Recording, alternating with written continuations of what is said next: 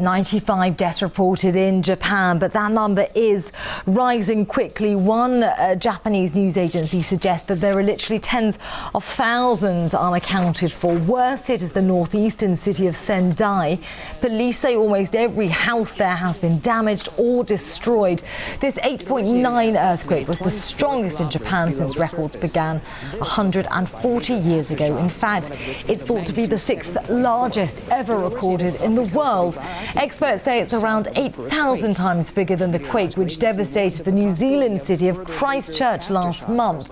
A 10-metre high wall of water was sent surging through Japan as a result. A state of emergency has been declared at a nuclear power plant in the northeast of Japan after its cooling system failed.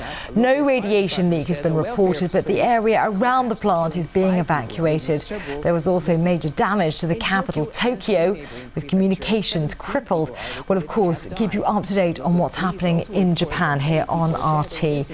And countries across the Pacific area, including Russia, South America, the US and Indonesia, have all been put on alert for any tsunamis heading their way. But while the first waves have now reached America's mainland, any major threat appears to be fading. For more, let's cross to our US correspondent, Gani Chichikian. Gani, what's the extent of the danger for the United States?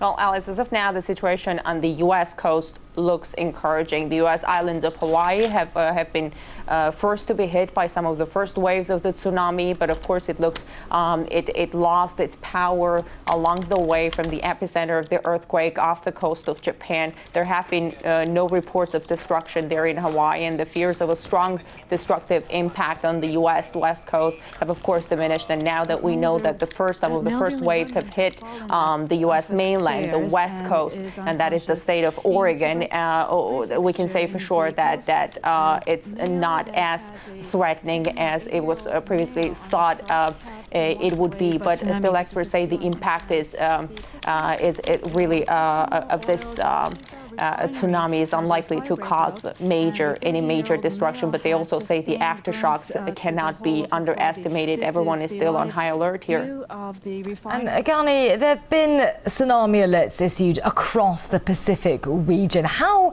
large is the impact of this earthquake around the world?